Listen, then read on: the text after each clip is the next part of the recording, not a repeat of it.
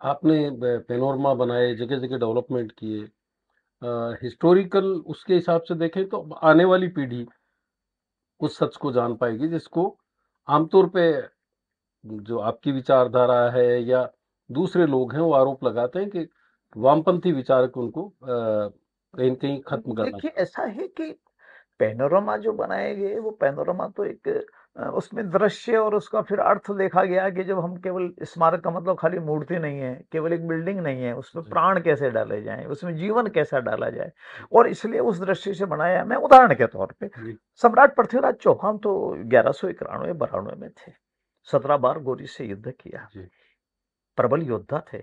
और उसके पहले बीसलदेव अजमेर के शासक थे। जब अजमेर कैपिटल हुआ करती थी तो दिल्ली तो बेचारी उपराजधानी हुआ करती थी, जी, पर उसका छेंच का पत्थर इस शहर में लगा हुआ नहीं।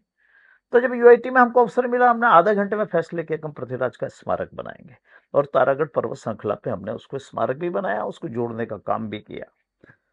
पर जब पृथ्वीराज चौहान का स्मारक बना तो इस शहर की पहचान वापिस पुनः पृथ्वीराज के नाम पर होने लगी। जी। शहर के चारों तरफ पृथ्वीराज चौहान की नगरी में आपका प्रवेश है। आगमन है, एक इस तरह का भाव लोगों के मन में जागृत होने लगा। जी, हमको ये लगा कि फिर हिंदुस्तान की रक्षा करने के लिए विदेशी हमलावरों का जिन्होंने मुकाबला किया, तो 712 में मोहम्मद बिन कासिम ने खली अरबों जो खलीफा ने जो यहाँ पर अपने प्रतिनिधि भेजा था, मोहम्मद बिन कासिम को, जी, और उसके दाहर सेन के साथ तो हुआ, युद्ध हुआ।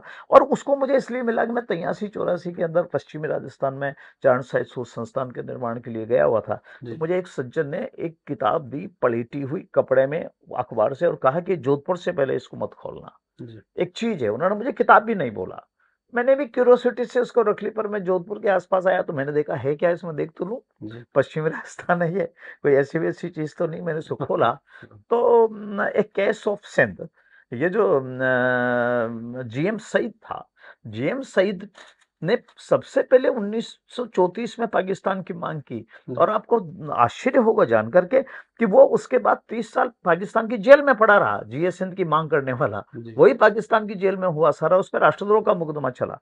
और जब उसमें मुकदमा चला तो उसका जो बयान अदालत में हुआ, उसने पहली लाइन कही, उसने कहा कि योर ऑनर, ये जो मेरा जो पुरखा है वो राजा दाहिर सेन है, मैं उसका वंशज हूँ। ये मोहम्मद बिन कासिम लुटेरा था, हमको लूटने के लिए आया था। जी, पहली लाइन यहाँ से प्रारंभ हुई।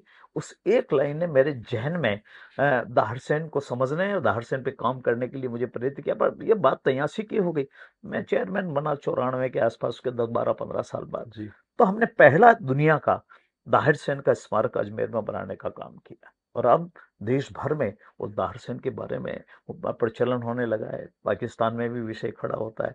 उसके जो सिंध की बात करने वाले लोग देश विदेश में रहते हैं, वो भी यहाँ आते हैं, वो भी इसको देख करके जाते हैं। जी, और विभाजन के बाद में जो बड़ी संख्या में केवल मात्र उनको यहाँ इसलिए आना पड़ा कि वो हिंदू थे, जी, आज वो सिंध से आने वाले जो लोग रहते हैं, उनका भी एक प्रेरणा पुंज वहाँ खड़ा होता है। जी, फिर उसके बाद सरकार में जब काम किया तो हमने कहा कि फिर सब तरह से इस पे काम होना चाहिए। मान लीजिए हम कहीं काम शुरू करते हैं तो पन्ना धाई पे काम क्यों नहीं हो। जी, आज उसको 500 साल हो गया, क्या पन्ना धाई का स्मारक नहीं होना चाहिए? पन्ना धाई से बड़ा बलिदान क्या हो सकता है? तो विचार हमने ये किया कि हम उनको बड़े शहरों में ना जाएं, बड़े कस्बों में ना जाएं। आजकल क्या धीरे धीरे ऐसी सब चीजों का जो एकत्रीकरण हो रहा है, केंद्रीकरण हो रहा है, वो बड़े शहरों में, मेट्रो टाउन में होने लग गया।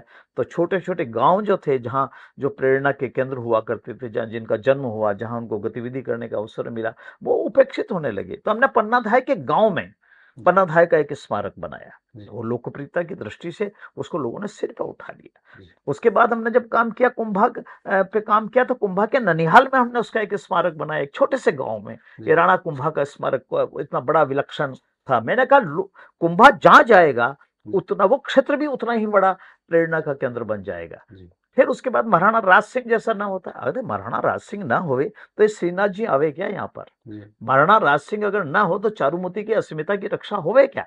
संभव नहीं थी। बड़ा विलक्षण अपने प्रकार का व्यक्तित्व था। तो हमने राजसमंद में उस पर काम करने का काम किया। बप्पा रावल, लगभग लगभग आप देखिए कि इतने 10 शताब्दियां निकल गई, जी। पर बप्पा रावल पे एक भी स्मारक नहीं। तो उनकी जो समाधि जहाँ है मठाठा में, जी। एकलिंग से आगे जाकर के, हमने वहाँ एक भव्य स्मारक, बड़ी अश्वारोही प्रतिमा, और उनके जीवन के जो प्रमुख विषय थे उनको 3D 2D प्रिंट मीडिया के द्वारा उसमें दिखाने का काम किया। लोग जाकर के इतिहास को समझते हैं, उससे प्रेरणा लेने की बात करते हैं। तो ये था सिविल लाइन्स, और आज सिविल लाइन्स में बात हो रही थी पूर्व राज्यसभा सांसद, सृजक, राजनेता श्री ओंकार सिंह लखावत से। खबरों के लिए देखते रहिए थिंक 360।